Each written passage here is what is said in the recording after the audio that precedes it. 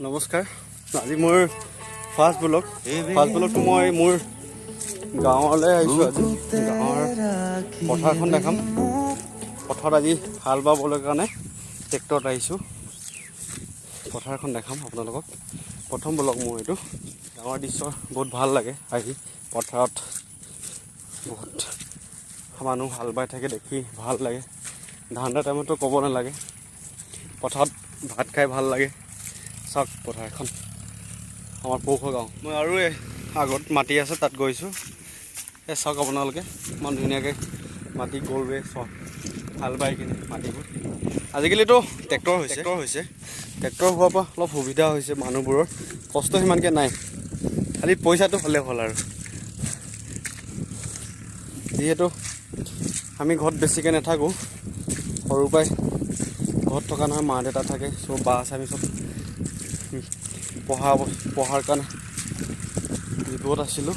তো গাঁৱত সিমানটো অহা নাছিলে। বিশেষকৈ 2018 চনৰ পৰা বেছিকৈ গাঁৱত অহা হৈছে। আৰু ভাবিলোঁ এবাৰ খেতি কৰিম গাঁৱত। খেতিটো তেনেকৈ নহয়, ট্ৰেক্টৰে হাল চাল বাই কিনে মৰিয়াই কিনে ৰোৱাৰ ওপৰত অলপ ভাল লাগিব। নিজৰ স্বাস্থ্যৰ কাৰণেও অলপ সুবিধা হ'ব। বেছি শকত হৈ গৈছোঁ, সেইবোৰ কাম চাম নকৰাৰ কাৰণে ভাবিছোঁ এবাৰ খেতি কৰিছোঁ। আৰু লগতে এতিয়া আমি গাহৰি ফাৰ্ম এটা বনাম। এতিয়া গাহৰি ফাৰ্ম প্ৰস্তুতি চব চলি আছে, কিন্তু বৰষুণ অলপ দিয়াৰ কাৰণে ঘৰটো বনাব পৰা নাই। আপোনালোক সকলো দেখাম মই মোৰ চেনেলৰ জৰিয়তে।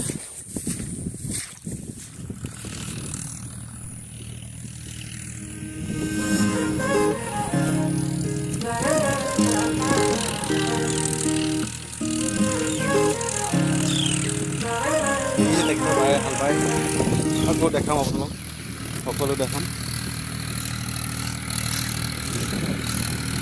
মই মাটিবোৰ দেখাম। বহুত বতাহ, ধুনীয়া বতাহ।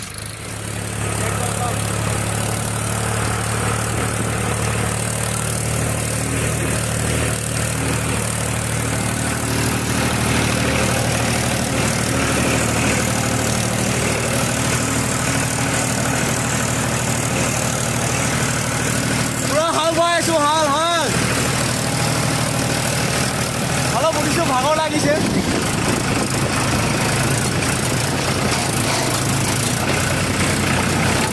গা চা হিলাই দিছে।